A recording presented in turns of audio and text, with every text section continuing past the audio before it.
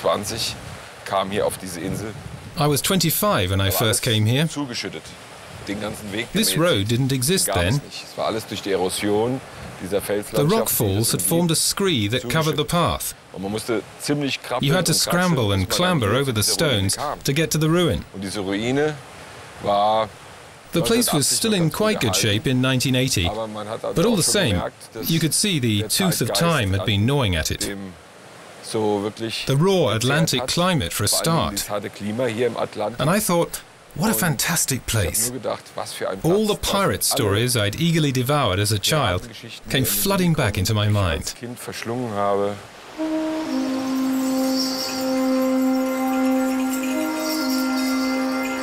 El Castillo, the castle. That's what the people of Valle Hermoso call this deserted spot. Most of them know it only as a ruin, but for the older inhabitants it's El Pescante, the crane. For these walls were once a wharf. In fact, it was the sole gateway to the outside world. There were no roads then, no regular ferries.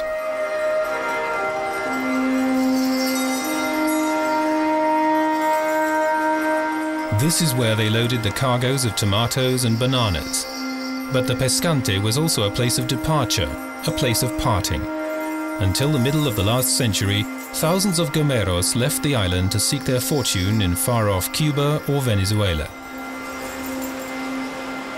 40,000 slides, the largest collection of photos on and about the island, and many of them are historic shots. Thomas Müller has been building up this archive ever since he left Germany and settled here. The old banana wharf was one of his first subjects. And he didn't just capture the ruin on film. In 1981, he bought it from Don Eugenio Garcia Perez of Valle Hermoso. His dream was to preserve the building for posterity. Thomas had studied town planning, and that's how he acquired his love of old buildings. In February 2000, the island authorities reconstructed the road to the landing stage in Valle Hermoso. At last, Thomas was able to restore his castillo. He'd waited 20 years for this opportunity. A local builder started on the restoration work. That wasn't easy, as heavy machinery couldn't be brought in. They reconstructed the stone ramparts that had provided protection from the waves and the pirates. Thomas Müller paid for all this out of his own pocket. There were no government grants.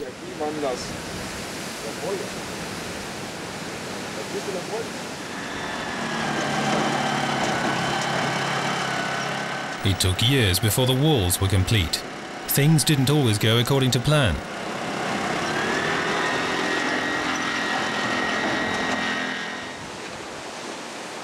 They built a walkway 30 feet above the raging foam. This is where the Pescante used to be, a wooden crane construction for loading the ships. That had long since been swept away by the sea. It's hoped that reinforced concrete will stand up to the punishment for longer.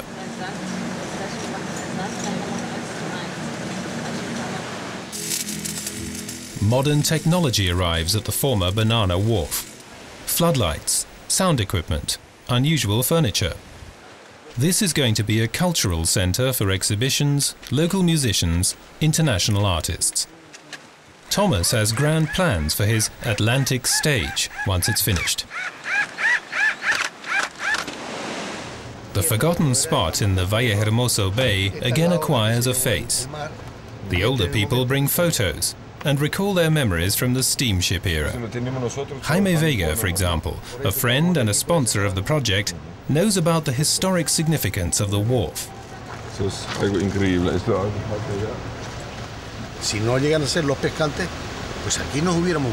If it hadn't been for the Pescantes, we'd have starved. Most of what one needed to survive on La Gomera came from outside. That applies to the rest of the island too. The villages were completely cut off from one another. Isolated communities. It could happen that a person spent all his life in the village where he was born without ever meeting anyone from another village. His view of the world was very restricted. He knew his own village and its immediate surroundings, and that was it.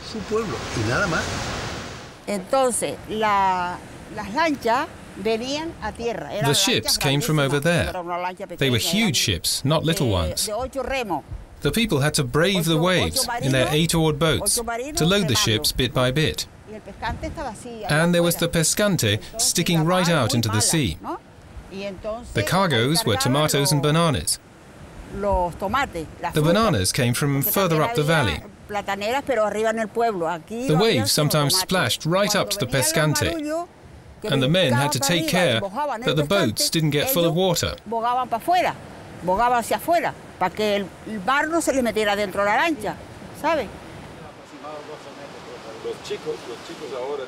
In the old days, the children from the village often played at the Castillo. Paco Garcia was still a schoolboy when the huge steamers came to the pescante.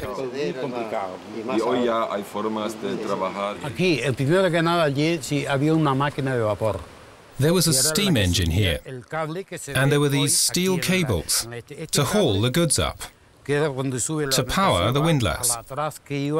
The disadvantage was that you had to raise steam 2 hours beforehand. The ships had to sound their horns to announce they were coming, so that one could light the boiler in time.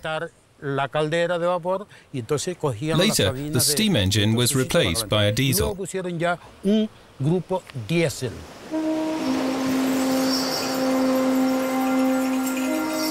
In the early 20th century, the Castillo was the most important trading point on Gomera. Several hundred people worked here, and it wasn't only fruit they handled. In 1926, the pescante hoisted the first car ashore, a Model T Ford.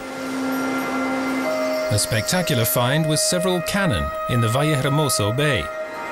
They came from the Mosca, a Spanish merchant ship that sank here in the 19th century. In those days, the bay was sandy, and the beach was a favorite picnic spot. But builders started to help themselves to the sand, and the sea washed away the rest.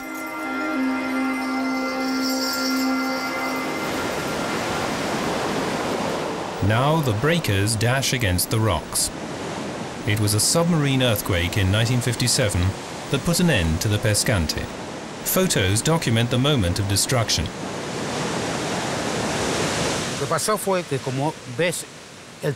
This is what happened. The pescante presents a large area to the sea, but the giant wave didn't simply wash it away. It lifted the entire jetty bodily. Then the supporting pillar broke and fell into the sea. The whole thing took only half a minute. The wave swept in, lifted the pescante, and the construction collapsed. Medio minuto. Un minuto. Es el tiempo de venir la ola, subir, romper y caer. Fuera. The Virgen del Carmen is there to preserve the Castillo del Mar from such disasters. The saint occupies a special position near the entrance. But when the Castillo was ceremonially opened in July 2003, she was taken on a tour of every nook and cranny. That's the custom on Gomera.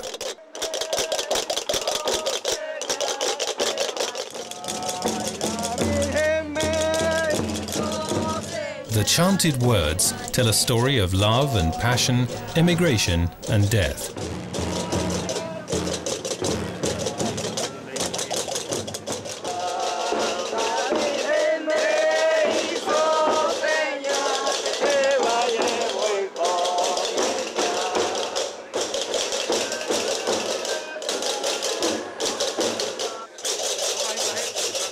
Nothing takes place on the island without folk songs and the priest's blessing. The new cultural centre is no exception.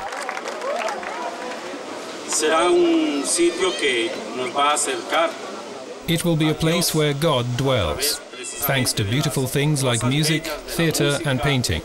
Everything to do with art. We are gathered together today to thank God that this unique and wonderful project has now become reality.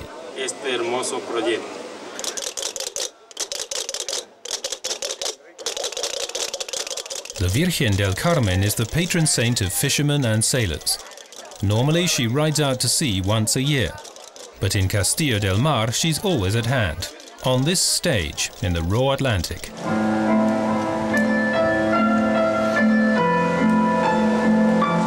Just a few weeks later, the first artists are rehearsing in front of the backdrop of Spain's highest mountain.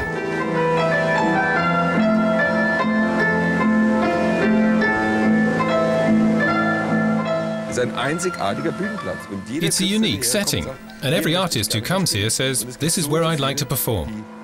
Many of them refuse to take a fee, just so that they can act or make music here. They find it great, just to appear on such a stage. This actress comes from Germany and is a member of a group called Feuervogel, Firebird. The play is set here on the island.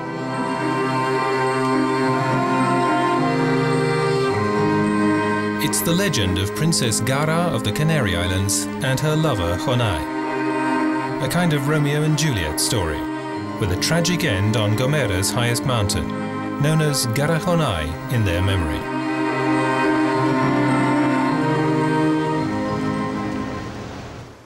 When the evening sun illuminates the extinct volcano on the island opposite, then hardly anyone can resist the magic of this spot.